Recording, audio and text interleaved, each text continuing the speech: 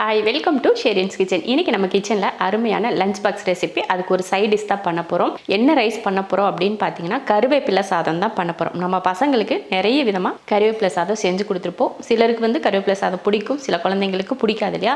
ஆனால் இன்றைக்கி நம்ம செய்ய போகிற கருவேப்பிலை சாதம் மாதிரி செஞ்சு கொடுத்து பாருங்கள். வேணானே சொல்ல மாட்டாங்க, அடிக்கடி செஞ்சு கொடுங்க அப்படின்னு சொல்லி கேட்பாங்க. அந்த மாதிரியான ஒரு சிம்பிள் கருவேப்பிலை சாதம் தான் இப்போ நம்ம கிச்சனில் செய்ய போகிறோம். அதுக்கேற்ற மாதிரி ஒரு அருமையான முட்டை வச்சு ஒரு வறுவல் ஒன்று பண்ண போகிறோம். வாங்க பார்க்கலாம். ஒரு ஸ்பூன் அளவுக்கு மல்லி சேர்த்துட்டு, ஒரு 1/4 ஸ்பூன் அளவுக்கு மிளகு, சோம்பு 1/4 ஸ்பூன், சீரகம் 1/4 ஸ்பூன் சேர்த்து, அது கூட ஒரு 3 வரமிளகாய் சேர்த்து இதை வறுத்து எடுத்துடலாம். நல்லா மணவரம் மாதிரி வறுத்துட்டு ஒரு பிளேட்டில் மாற்றி ஆற வச்சுருவோம். இது வந்து பவுட்ரு பண்ணிக்கலாம். பொரியலுக்கு தாளித்து விட்டுடலாம். ஒரு 2 ஸ்பூன் அளவுக்கு எண்ணெயை ஊற்றி காஞ்சதுமே கடுகுளுந்து, கடுகு பொரிஞ்சதுமே ஒரு பெரிய வெங்காயம், கொஞ்சம் கருவேப்பிலை சேர்த்துடலாம். லைட்டாக பச்சை வடை போகிற போல் வதக்கிக்கலாம். இதுக்கு வந்து நம்ம பச்சை மிளகாய் வந்து எக்ஸ்ட்ரா போட வேணாம், ஏன்னா நம்ம மசாலா வறுத்துருக்கோம் இல்லையா, அந்த மசாலாவில் மிளகாய் சேர்த்து போட்டிருக்கனால அந்த காரமே நமக்கு போதும். எக்ஸ்ட்ராலாம் எதுவும் தேவையில்லை. அதனால் வெங்காயத்தை மட்டும் வதக்கிட்டால் போதும். வெங்காயம் கருவேப்பிலை மட்டும் வதக்கினா போதும்.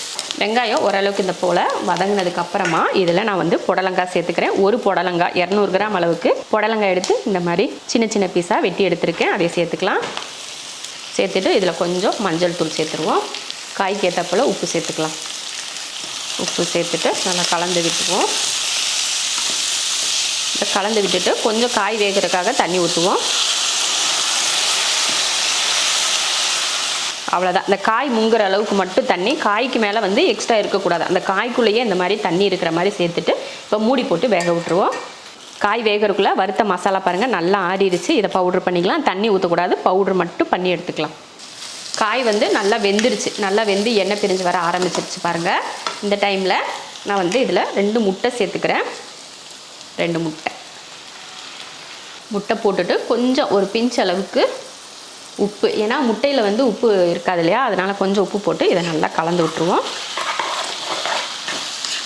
ரொம்ப நேரம் இல்லை, முட்டை வந்து எவ்வளோ சீக்கிரத்தில் வேகணும்னு நமக்கே தெரியும் இல்லையா, அதனால் சும்மா ஒரு நிமிஷத்துக்கு இந்த மாதிரி கிளறி விட்டால் முட்டை வந்து நல்லா வெந்துடும்.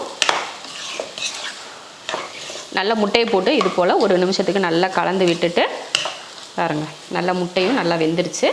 இந்த டைமில் நம்ம பவுட்ரு பண்ணி வச்சுருந்தோம் இல்லையா, அந்த பவுட்ரை சேர்த்துக்கலாம். மேலே சேர்த்துட்டு கரெக்டாக நான் வந்து இந்த பொரியலுக்கு இந்த வறுவலுக்கு ஏற்ற மாதிரி தான் எடுத்தேன். அதே அளவுக்கு தான் நான் வந்து போட்டு கிளறேன். நல்லா கிளறிக்கோங்க. அதையும் மசால் போட்டதுக்கப்புறம் மறுபடியும் ஒரு 30 செகண்ட் 40 செகண்ட் இது போல் கலந்து விடுங்க. அந்த பச்சை ஸ்மெல் போகும் இல்லையா, அதுக்காக.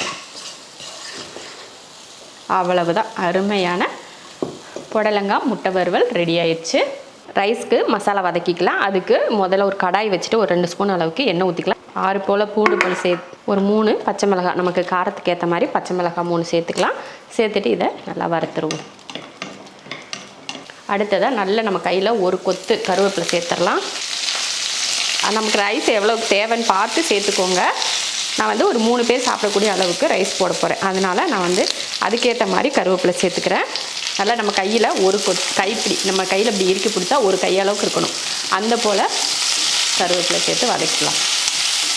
அவ்வளோதான் பாருங்கள். நல்ல கருவேப்பிலை வந்து நல்ல மொறுன்னு வறுக்கணும். அதே சமயம் அந்த கலர் மட்டும், அந்த பச்சை கலர் இருக்குது பார்த்திங்களா, அந்த கலர் மாறாத அளவுக்கு இது போல் நல்லா வறுத்து எடுத்துக்கணும். இப்போ நம்ம வந்து அடுப்பை ஆஃப் பண்ணிவிட்டு ஆற வச்சுக்கலாம். வறுத்து வச்ச கருவேப்பிலையும் பூண்டு பச்சை மிளகாய் வந்து நல்லா ஆறிடுச்சு. மிக்ஸி ஜாரில் போட்டு அரைச்சிக்கலாம். கொஞ்சம் அரைப்படலை அப்படின்னு இருந்துச்சுன்னா கொஞ்சம் தண்ணியை ஊற்றி அரைச்சிக்கோங்க. நல்லா ஒரு பேஸ்ட்டு போல் கொஞ்சம் தண்ணி ஊற்றி அரைச்சி எடுத்துக்கோங்க. இப்போ அதே கடாயில் தாளிக்கிறதுக்கு ஏற்ற மாதிரி ஒரு 2 ஸ்பூன் அளவுக்கு எண்ணெய் ஊற்றிக்கலாம். நம்ம ரைஸ் எந்த அளவுக்கு போடுறோமோ அதையை பொறுத்து நீங்கள் எண்ணெய் சேர்த்துக்கோங்க. வெரைட்டி ரைஸை பொறுத்த வரைக்கும் எண்ணெய் ரொம்ப கம்மியாக இருந்துச்சுன்னா சாப்பிட ஒரு மாதிரி விற்கும், சாப்பாடு உள்ளே இறங்கவே இறங்காது. அதனால் கொஞ்சம் பார்த்து சேர்த்துக்கோங்க.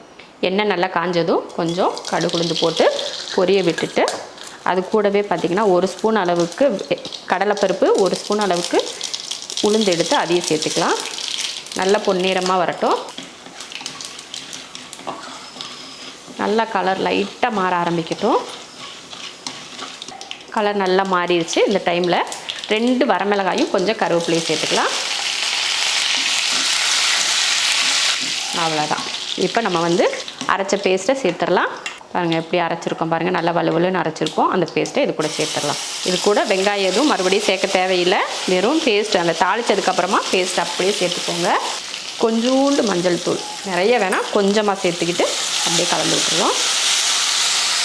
இது பாருங்கள், நம்ம நல்லா அந்த பேஸ்ட்டு போட்டு வதக்குனதுக்கப்புறமா அந்த வதக்குனதுல இருந்த பச்சை ஈரப்பதம் இருக்கும் பார்த்தீங்களா, அந்த ஈரப்பதம் போகிற மாதிரி நல்லா இது போல் வதக்கணும். அப்போ வதக்க என்ன ஆகுனா லைட்டாக அந்த எண்ணெய் மட்டும் பிரிஞ்சு வர ஆரம்பிக்கும். அதில் இந்த தண்ணியெல்லாம் வற்றிட்டு பாருங்கள், எண்ணெய் மட்டும் பிரிஞ்சு வருது பார்த்தீங்களா, அந்த மாதிரி வரணும். அது போல் வதக்கிட்டு இப்போ ஒரு லெமன் புழிஞ்சு எடுத்துருக்கேன், அந்த லெமனையும் இதில் சேர்த்துடலாம். சேர்த்து கலந்து விட்டுருவோம். அடுத்ததாக கொஞ்சம் உப்பு சேர்த்துக்கலாம். உப்பு சேர்த்துட்டு ஒரு கலரு. நம்ம வந்து எப்பயுமே சாதத்தில் உப்பு போட்டு தான் செய்வோம், அதனால் எக்ஸ்ட்ரா உப்பு பார்த்துட்டு நீங்கள் சேர்த்துக்கோங்க. இப்போ சாதத்தை போட்டு கிளறிடலாம். நல்லா ஆற வச்சு நல்லா உதிரியாக இருக்கிற மாதிரி பார்த்துக்கோங்க ரைஸு. இப்போ கலந்துருவோம். உப்பு மட்டும் சரி பார்த்துட்டு உப்பு சேர்த்துக்கோங்க, சரியா? மற்றபடி வேறு எதுவும் இதில் சேர்க்க தேவையில்லை. மல்லித்தலையோ கருவேப்பிலையோ எதுவுமே எக்ஸ்ட்ரா மேலே சேர்க்க தேவையில்லை. அவ்வளோதான் பாருங்கள், அருமையான கருவேப்பிலை சாதம் ரெடி ஆயிடுச்சு. ரொம்ப அருமையாக இருக்கும். அதே போல் உங்களுக்கு சிம்பிளாக வேலை முடிஞ்சிடும். நீங்கள் கருவேப்பிலை சாதம் செய்யணும் அப்படின்னு சொல்லிட்டு நிறைய மசாலாலாம் அரைச்சி செய்யாமல் இந்த மாதிரி லைட்டாக சிம்பிளாக இந்த மாதிரி செஞ்சிங்கன்னா பிள்ளைங்க வந்து ரொம்ப விரும்பி சாப்பிடுவாங்க.